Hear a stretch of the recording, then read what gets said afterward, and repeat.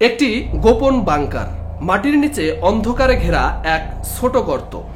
বাইরে হেলিকপ্টারের গর্জন, সেনাদের চিৎকার আর বুটের শব্দে কেঁপে উঠেছে চারপাশ। কিছুক্ষণের মধ্যেই সেই গর্ত থেকে টেনে তোলা হলো একজন মানুষকে। তার চুল এলোমেলো, মুখ ভর্তি না কাটা এলোমেলো দীর্ঘ দাড়ি, চোখে ক্লান্তি, কিন্তু তবুও দৃষ্টিতে এক অদ্ভুত দৃঢ়তা। সেই মানুষটি আর কেউ নয়, বলছিলাম সাদ্দাম হোসেনের কথা। একসময় যিনি ইরাকের ক্ষমতার মসনদে বসে গোটা দেশকে চালাতেন, যিনি ছিলেন বিশ্ব রাজনীতির অন্যতম আলোচিত মুখ। কেউ বলে তিনি ছিলেন এক নির্মম স্বৈরাচার, যিনি নিজের ক্ষমতা ধরে রাখতে হাজারো প্রাণ নিঃশেষ করেছেন। আবার কেউ বলে সাদ্দাম হোসেন ছিলেন মুসলিম জাহানের শেষ প্রতিবাদী কণ্ঠস্বর, যিনি বুক চিতিয়ে দাঁড়িয়েছিল পশ্চিমা আগ্রাসনের বিরুদ্ধে। কিন্তু আসল সত্যটা কি? ইতিহাসের পাতা কি তাকে সঠিকভাবে ব্যাখ্যা করেছে, নাকি সবকিছুই ছিল বিজয়ীদের লেখা এক পাশের কাহিনী? আজ আমরা জানব সেই না বলা অধ্যায়, সেই গোপন সত্য যা পাঠ্য বইয়ে নেই, কিন্তু মানুষের স্মৃতিতে আজও জ্বলজ্বল করছে। সাদ্দাম হোসেন, তিনি কি একজন রক্তপিপাসু শাসক ছিলেন, নাকি একজন দেশপ্রেমিক নায়ক যিনি নিজের জাতির জন্য জীবন বাজি রেখেছিলেন? এই প্রশ্নের উত্তরগুলো জানতে হলে দেখতে হবে এই পুরো ভিডিওটি।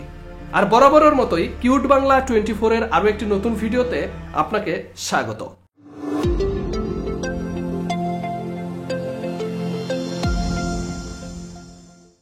1937 সালের এক ক্ষীণ দুপুরে ইরাকের ছোট্ট গ্রাম তিকরিকের মাটির মধ্যে জন্ম নেয় এক শিশু, নাম সাদ্দাম হোসেন।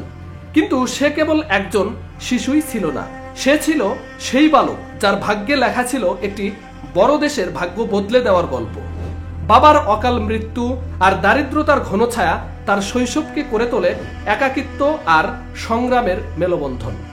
ছোট্ট সাদ্দামের চারপাশে ছিল কেবল খোলা আকাশ, পুকুর, মাটির পথ আর মাটির ঝুপড়ি, কিন্তু তার মনোবল ছিল আকাশ ছোঁয়া। তার জীবনের মোড় তখন নেয় যখন সে পরিচিত হয় তার মামা খায়রুল্লাহ তেলফাহুর সঙ্গে, এক সৈনিক ও রাজনৈতিক চিন্তাবিদ, যিনি তাকে শেখালেন কিভাবে শক্তি, কূটনীতি আর নেতৃত্ব দিয়ে বড় হওয়া যায়। মামার কাছ থেকে সে শিখেছিল নিজের স্বপ্নের পেছনে অবিচল থাকা আর দেশপ্রেমের সঠিক অর্থ। বার্থ পার্টি তখন আরব জাতীয়তাবাদ ও আধুনিকতার প্রতীক। সাদ্দামের মনে জেগে ওঠে দেশের জন্য এক নতুন ভবিষ্যতের স্বপ্ন, যেখানে আরবরা স্বাধীন ও শক্তিশালী হবে। কৈশোরে সে যোগ দেয় এই পার্টিতে। পার্টির মধ্য দিয়ে সে শিখতে থাকে রাজনৈতিক কৌশল, গোপনীয়তা এবং ক্ষমতা দখলের নাটকীয়তা।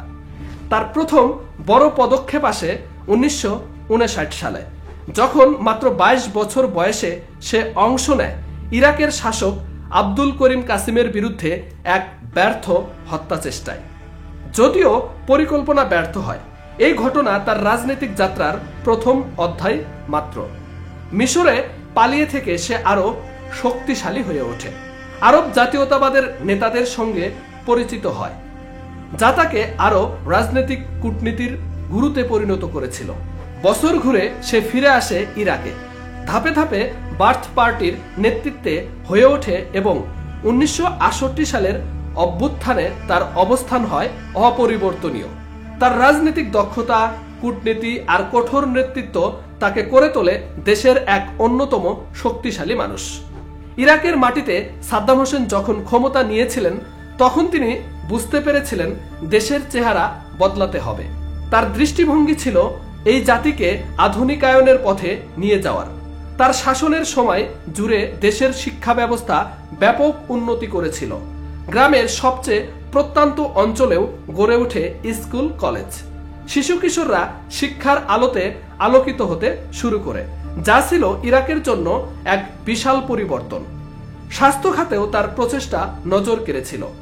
আধুনিক হাসপাতাল নির্মাণ আর স্বাস্থ্যসেবা পৌঁছে দেওয়া হয় সাধারণ মানুষের কাছে, যাতে মৃত্যুহার কমে আসে এবং দেশের জনসংখ্যার জীবনযাত্রার মান উন্নত হয়।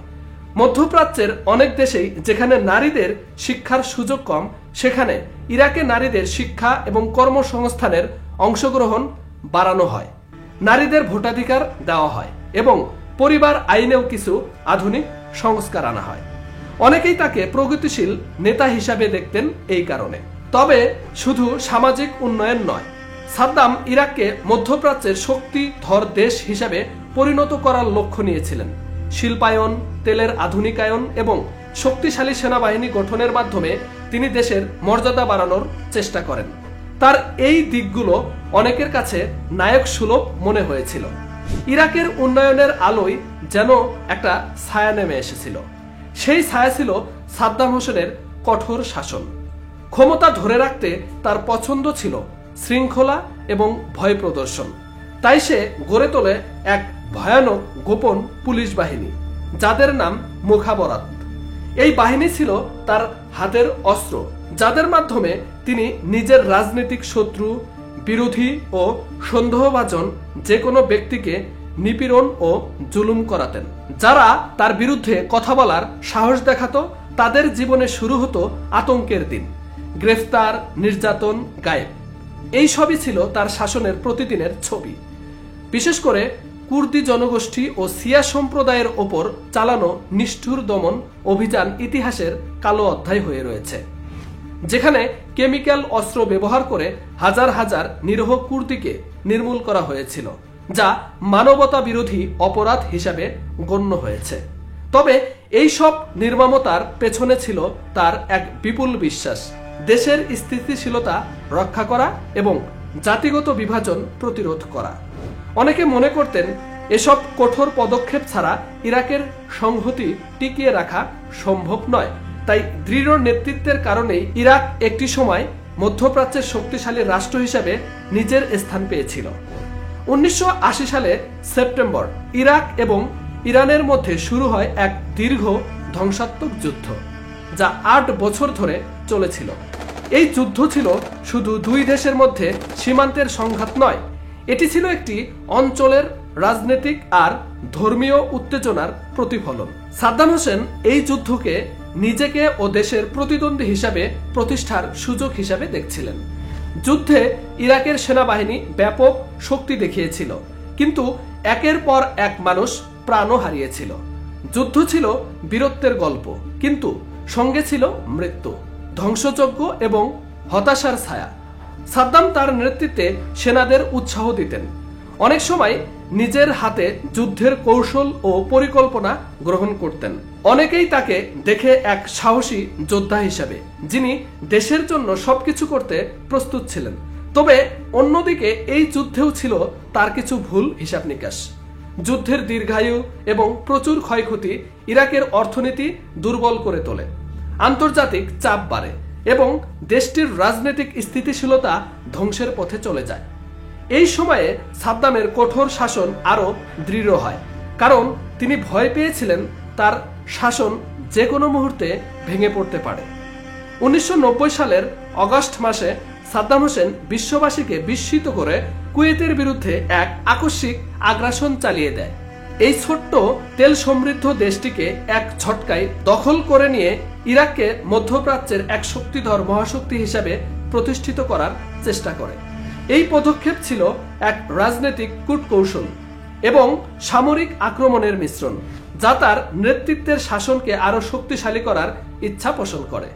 কিন্তু কুয়েতের দখলের এই ঘটনা বিশ্ব সম্প্রদায়ের কঠিন প্রতিক্রিয়া ডেকে আনে। জাতিসংঘ সহ অনেক দেশ অবিলম্বে এটার বিরুদ্ধে কূটনৈতিক আর সামরিক ব্যবস্থা নিতে শুরু করে।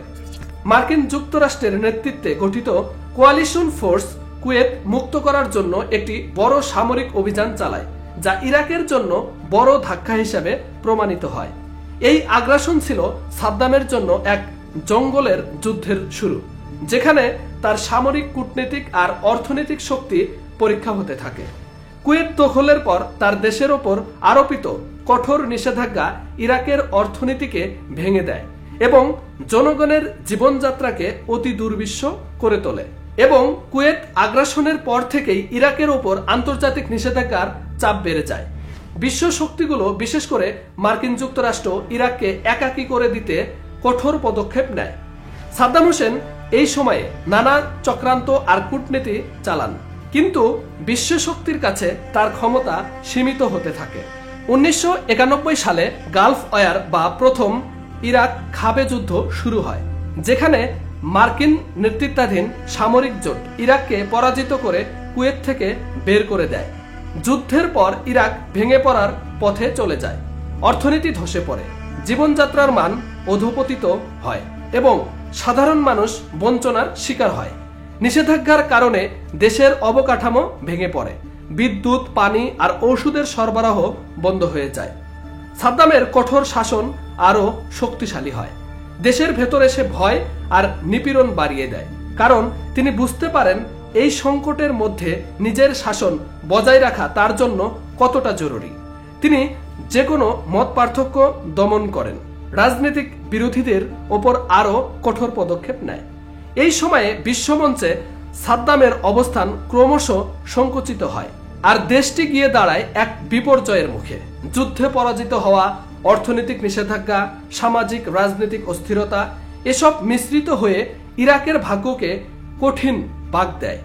2003 সালের বসন্তে দীর্ঘ রাজনৈতিক উত্তেজনা আর সামরিক সংঘাতের পর মার্কিন নেতৃত্বাধীন জোট বাহিনী ইরাক আক্রমণ করে বসে এবং সাদ্দাম হোসেনের শাসনের অবসান ঘটে।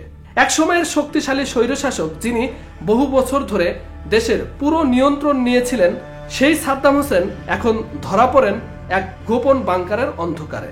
তার এলোমেলো চুল, দীর্ঘদিন না কাটা দাড়ি আর ক্লান্ত চোখের সেই ছবি বিশ্বকে দেখায় এক পতিত শাসকের চিত্র। তার বিরুদ্ধে আন্তর্জাতিক অপরাধের অভিযোগ আনা হয়। যুদ্ধাপরাধ, মানবতা বিরোধী কার্যকলাপ, গণহত্যা সহ নানা অভিযোগ শুরু হয় বিচার। হাজারো সাক্ষ্য, নথিপত্র আর সশস্ত্র সাক্ষীর মাধ্যমে ইতিহাসের এক কঠিন অধ্যায় রচিত হয়।